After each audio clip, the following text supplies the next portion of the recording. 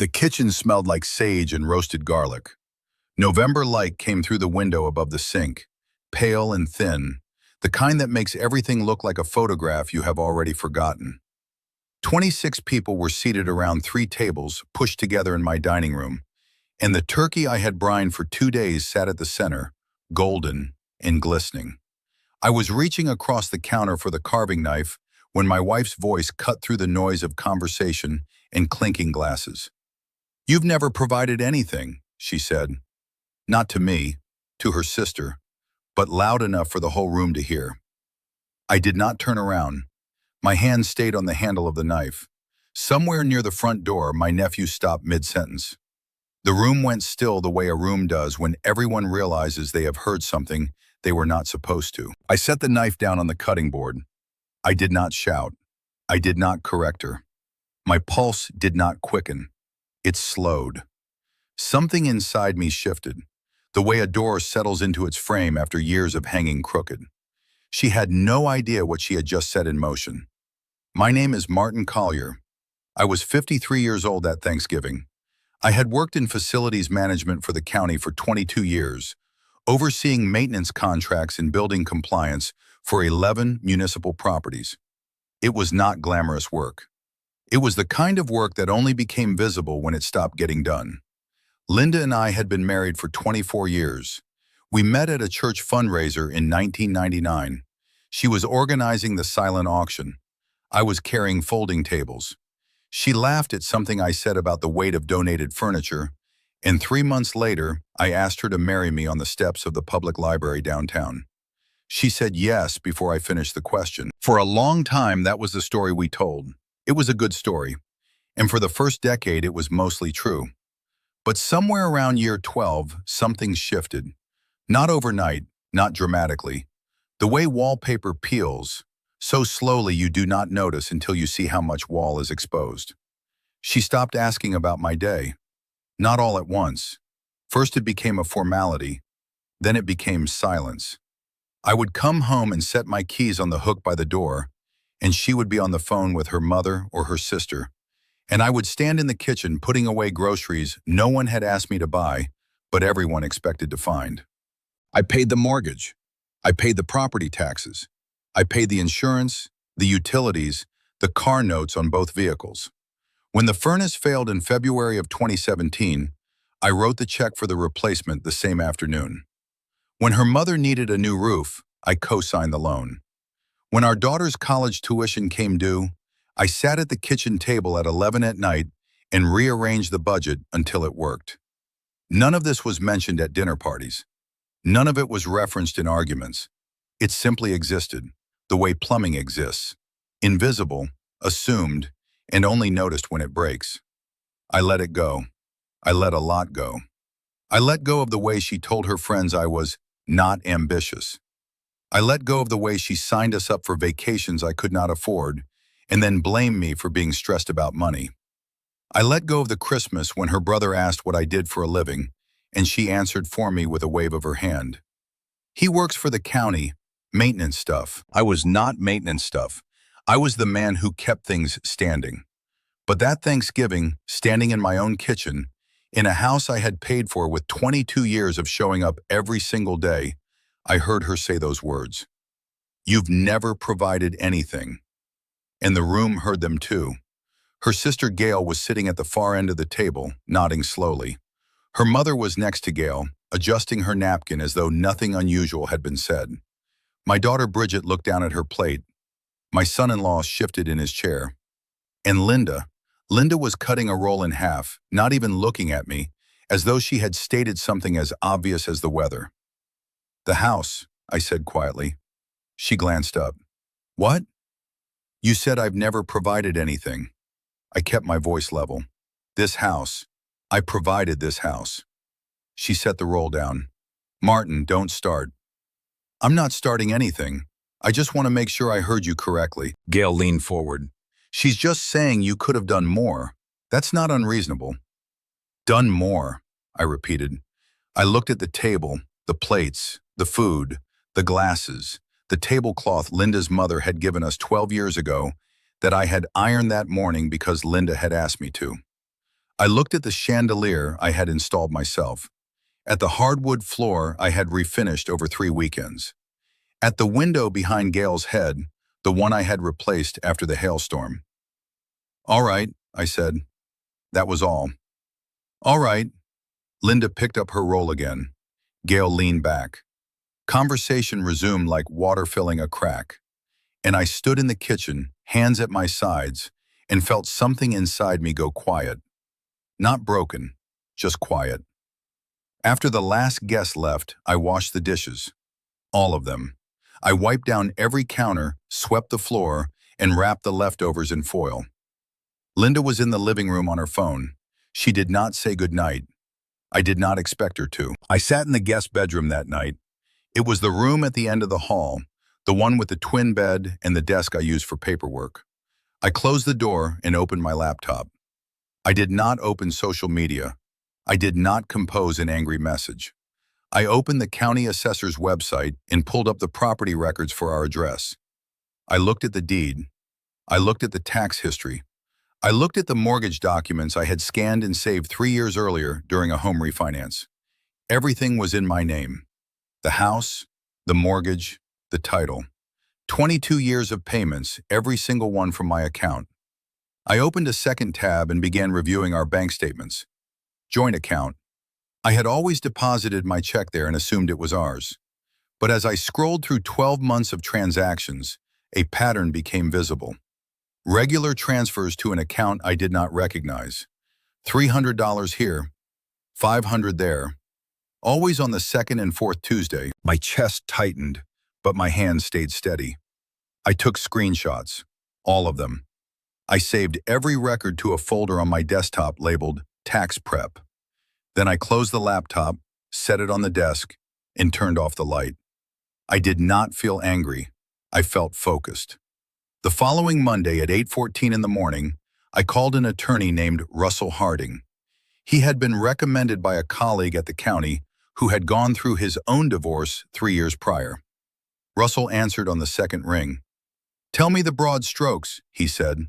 I told him. The house, the statements, the transfers, the Thanksgiving remark. He was quiet for a moment. Then he said, "Bring everything, hard copies."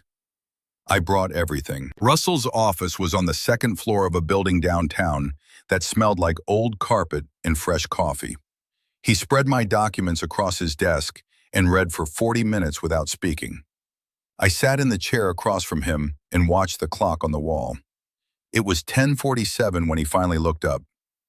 "The transfers go to a personal account in her name only," he said. "Did you know about this account?" "No." "That simplifies things." He leaned back. "The house is yours. The mortgage is yours. If she's been siphoning joint funds into a private account, that's financial misconduct during a marriage. Courts don't look kindly on it." Over the next 3 weeks, I moved like a man cataloging a building before renovation. Room by room. No haste, no emotion, just precision. I requested copies of every financial record going back 7 years. I obtained statements from the account Linda had opened without my knowledge. The total she had redirected was just over $41,000. I learned the account had been active for 4 years. My phone buzzed on a Tuesday afternoon at 2:17. A text from Gail. "Linda says you've been acting cold. What's going on with you?" I did not respond. The next day, another message, this time from Linda. "We need to talk. You're being ridiculous." I screenshotted it. I did not respond. On December 14th, Russell filed a motion for separation of assets. That afternoon, Linda's debit card was declined at a department store. She called me 6 times between 3:41 and 4:02. I was in a meeting with my supervisor about a roof inspection. I let every call go to voicemail. Her mother called that evening. "Martin, what have you done? Linda is beside herself." "I haven't done anything, Eleanor. I've retained an attorney. He can answer any questions." Silence on the other end. Then, "You're going to destroy this family." "No, ma'am," I said. "I'm going to protect what I built." The cold outside that December was severe. I remember stepping out of the courthouse on the 19th, and feeling the air hit my face like a wall of glass. My breath came out in thin, white ribbons. I had just filed the formal petition. The clerk had stamped it at 4:15 in the afternoon. Russell uncovered something else during discovery. Linda had added Gail as a beneficiary on a life insurance policy I did not know existed, funded from the hidden account. The premium payments matched the transfer pattern exactly. "This is not a woman who was unhappy," Russell said, tapping the document with his pen. "This is a woman who was planning." I sat with that for a long time. In the first week of January, Linda's attorney requested a mediation meeting. It was held in a conference room on the fourth floor of a law office that smelled like leather and printer toner. Linda sat on one side of the table with her attorney, a woman named Dara Chen. I sat on the other side with Russell. Linda looked smaller than I expected. She was wearing the gray coat she had bought the previous winter. Her hands were folded on the table, and I noticed she was not wearing her ring. Her attorney spoke first. "Mrs. Collier is prepared to negotiate equitable distribution of all marital assets, including the family home." Russell opened his briefcase and placed a folder on the table. Inside were the bank statements, the transfer records, the hidden account documentation, and the life insurance policy with Gail's name as beneficiary. He slid the folder across to Dara Chen. "The family home," Russell said calmly, "is titled solely in Mr. Collier's name. Purchased with his income, maintained with his income, and mortgaged under his credit alone. Additionally, Mrs. Collier redirected over $41,000 from the joint account into a personal account over a 4-year period without Mr. Collier's knowledge or consent." Dara opened the folder. She read for maybe 90 seconds. Then she leaned over and whispered something to Linda. Linda's face changed. First confusion, then recognition. Then something I had not expected. Fear. "That money was for emergencies," Linda said. "Emergencies," Russell repeated, "with your sister listed as the insurance beneficiary." Linda looked at me. For the first time in years, she looked directly at me. "Martin." I reached into my jacket pocket and pulled out a folded document. It was a certified copy of the deed to our home. My home. I unfolded it and set it flat on the table between us. The same deed that had fallen out of my coat pocket the night I first sat down to review everything. The night after Thanksgiving, when a single sheet of paper confirmed what 24 years of silence had obscured. "You told a room full of people that I never provided anything," I said. My voice did not waver. "This says otherwise. The bank records say otherwise. 22 years of mortgage payments say otherwise." I stood up. "I did not break anything, Linda. I stopped pretending it was not already broken." I picked up my coat, nodded to Russell, and walked out of the room. I did not wait for her to respond. I did not look back. That night, something peculiar happened. As I was putting away the documents in the filing cabinet in the guest bedroom, my bedroom now, I found a photograph tucked behind a folder. It was from our daughter's 6th birthday party. Linda was laughing, holding a paper plate, and I was standing behind her with frosting on my shirt. We looked happy. Maybe we were. I held the photograph for a long time, and I will not pretend it did not hurt. Whatever Linda became, she was not always that. There was a version of her that loved me, or at least loved what we were building. I have to believe that. Not for her sake, but for mine. Because if none of it was real, then I lost more than a marriage. I lost the ability to trust my own memory. But memory is not the same as evidence, and evidence does not lie. The divorce was finalized in March. I kept the house. The hidden funds were factored into the settlement. Linda moved to an apartment across town. Gail stopped calling. Eleanor sent a card at Easter, no message inside, just her name. I did not respond, but I did not throw it away either. On the first warm Saturday in April, I changed the locks on the front door myself. I made coffee afterward and sat on the porch in a chair I had built from a kit 12 years ago. The air smelled like cut grass and damp earth. A cardinal landed on the railing, stayed for a moment, and left. I did not feel triumphant. I felt unburdened.